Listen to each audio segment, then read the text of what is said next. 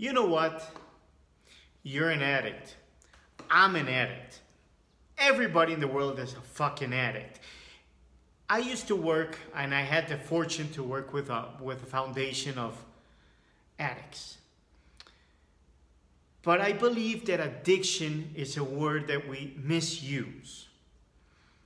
First of all, people that are so-called addicts, we believe that they're almost like if they had leper or something like that. I used to remember when people asked me what I did, and among the several things that I did, I told them, hey, I also work as a therapist with addicts.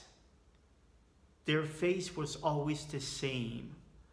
It was like, and I'm not good with faces, so that's why I don't do it.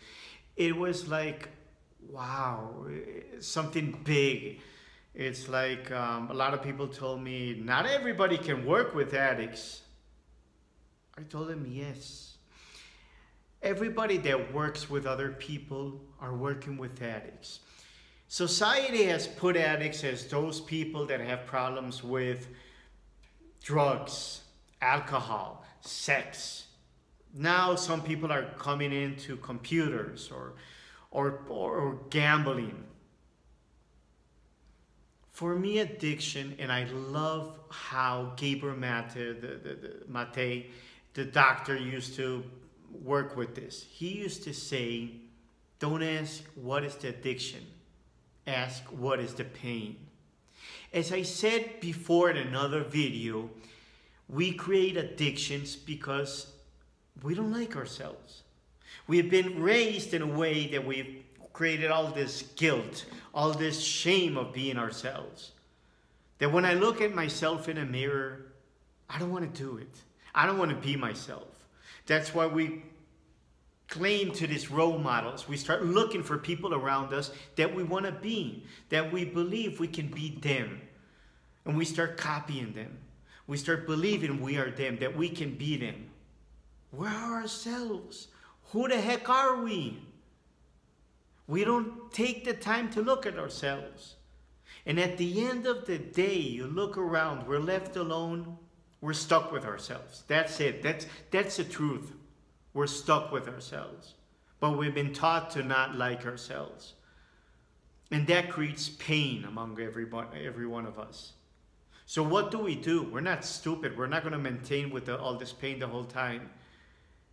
We look for something that can help us numb this pain, change this pain. Yeah, some of us might look at alcohol, drugs, sex, gambling. But a lot of us also look for other things, reading, watching television, hearing music. All these different things, if we look at them deeper, they're an addiction. They might not create the same harm they can create, for example, drugs. If you're drugged and you drive around drugged, you might hit another car and kill other people. Some people might say, yeah, but there are better addictions than others. Really? For example, if I'm a guy who wants to watch television all the time, I'm married, I'm with kids, all of them want for me to share with them. And I start saying, no, I don't have time, I need to watch this television program.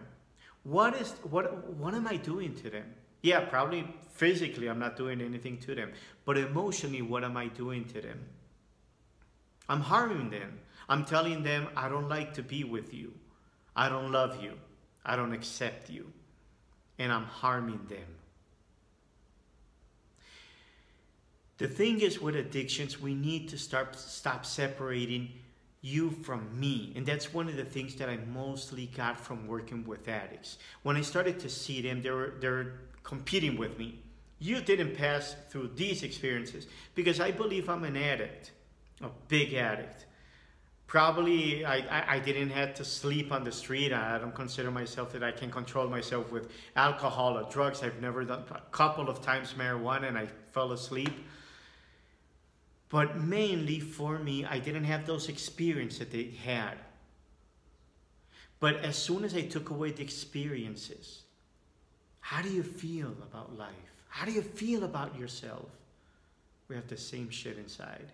We have those same fears, that same hatred, that same rage of not being able to live our lives as we wanted to. At the end of the day, that's it.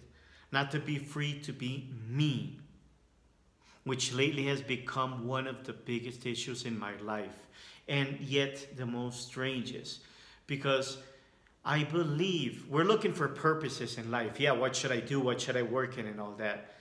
That's important.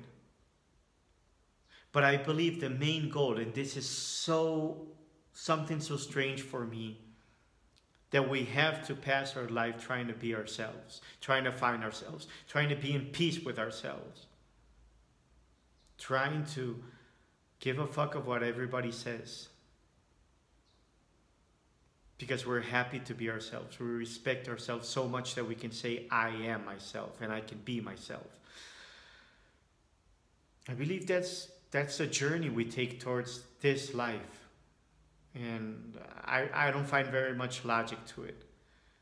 But until we get there, we still don't like being ourselves. We hide between other people. We try to be somebody else. And that creates pain. And then is when we start creating all these addictions.